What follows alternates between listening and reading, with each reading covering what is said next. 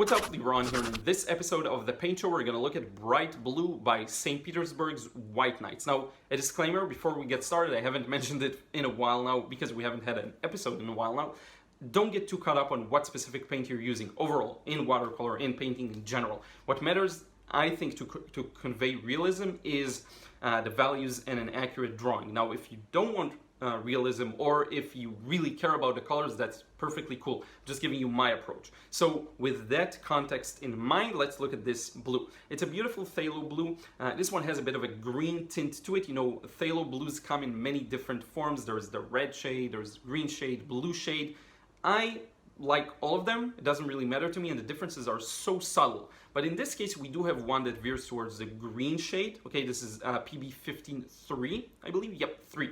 Now, the reason I chose this one in particular and the other tubes that I bought that I will show you in the future is because they're transparent, they're highly light fast. Okay, this is the main thing. I do want to have the possibility of working transparently. Okay, that's the main thing here.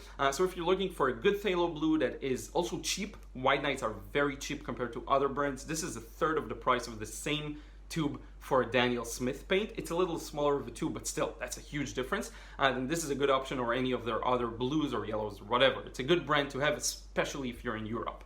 But in any case, now let's take it to the table, take a look at this and see if we like it. So to give you an up-close look at the tube, White Knights 509, that's the catalog number, bright blue.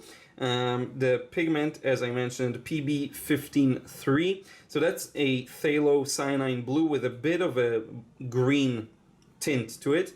I actually really like this one. It's very subtle, all of these things, but you can feel it if you paint with this one together with a normal phthalo blue or a red shade or another blue shade phthalo blue. You do see the difference, but it's very, very small. So don't get too caught up on it.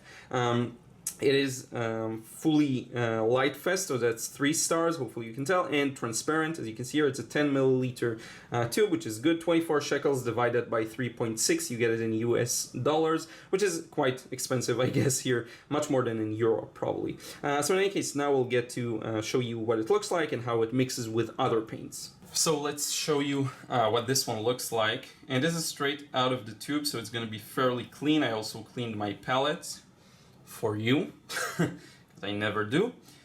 So here we go. And as you can see, what I like about this one, if you like the more cerulean type of blue, this kind of gets closer to it compared to other phthalo blues. But again, the difference is so small. The reason I got this, by the way, again, was because it was fully transparent, light fast. This is what I'm looking for lately, at least in my watercolors. I do want the option of working a little more transparently, or I can push it to be very dark if I want it to be extremely opaque. But hopefully you can see here what it looks like. A very beautiful color. I'm using it a lot, actually, these days. And these are cheaper than Daniel Smith, especially here, so why not? I think it's about a third the price of the Daniel Smith, let's say, equivalent tube in, for example, phthalo blue. So it's a really good deal, and it's kind of the same quality for me. I hear a lot of people don't like these for some reason, here in particular. I heard in Tel Aviv, but I don't know. To me, they're really good quality. So now I'm doing some wet and wet, pre-wetting the surface. The water is a bit tinted, but that's fine. And I'm just going to start injecting a bit of that blue here. And notice it has a serious spread. Not all brands and not all colors will do that, but this one in particular has a quick way of spreading, which is good. You just have to make sure you get the timing right if you want to, you know, get some more control in your wet and wet sections of the painting. But as long as you pay attention to that, you should be good. So it's just one other thing to consider. It would actually be interesting to compare how this one spreads when compared to a more another type of phthalo blue, or closer to phthalo blue by White Knight. I wonder if there's actually a difference between them.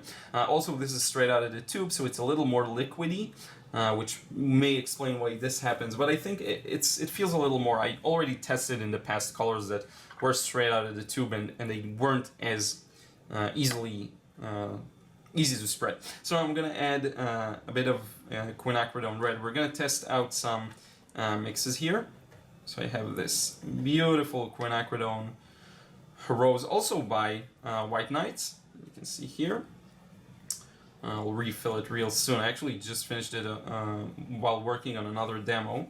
You can see we get this beautiful kind of purpley color. Let's brighten it up a little bit so you can see what it looks like. So you see a very beautiful color. I'm going to move it a bit here.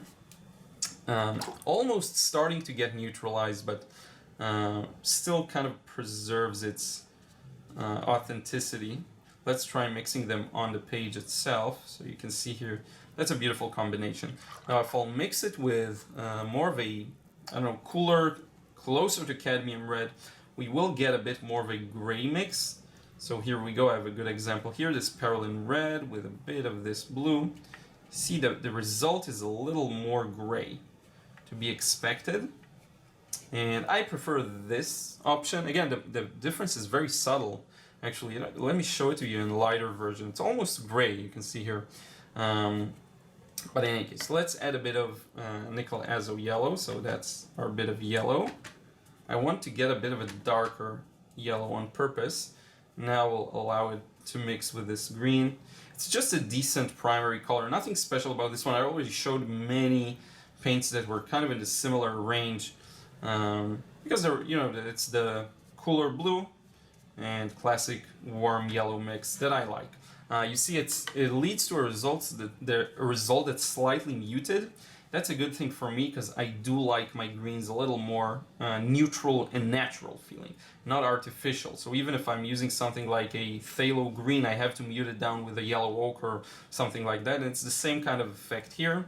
Let's do some dry brush on the side here. But you get the point, you get what this looks like, hopefully. If we want to neutralize it and create a gray, I'll just add a bit of red and then you get it. And I find that these three actually neutralize really well. The bright blue, Quinacridone, and nickel azo, they mute very nicely, which I like. I find it useful because sometimes you do want to produce close to perfect grays. Not always, but sometimes it is important, and I like to do that because that allows you to then give a strong punch of a very strong red or strong blue, and next to the gray they do appear to be very vibrant. Okay, this combination of, this red could appear very muted in context with a brighter red, but it can also look very bright in context of a grayer color, and that allows that kind of contrast. But in any case, I hope you enjoyed seeing this one. A very useful, and if you live in Europe, or you can get this in a shipment, and they're rather cheap. So I highly recommend you check out St. Petersburg's White Knights in general. But in any case, now let's wrap it up. So this is it. I hope you enjoyed seeing this paint in action. I showed you a limited amount of mixing because it is very similar to other phthalo blues. And again, my overarching philosophy is don't get too caught up on colors. But sometimes people do their research, they search on YouTube, they find a video, and then it helps them. That's great. I'm happy for that. So let me know in a comment down below what you thought of this paint. If you like it, if you plan on getting it, again, especially if you're in Europe or you can find these locally, this is the best option. They're so cheap, and they're relatively expensive here in Israel, but still very cheap. So I highly recommend getting them. What else? Just find the colors that work for you.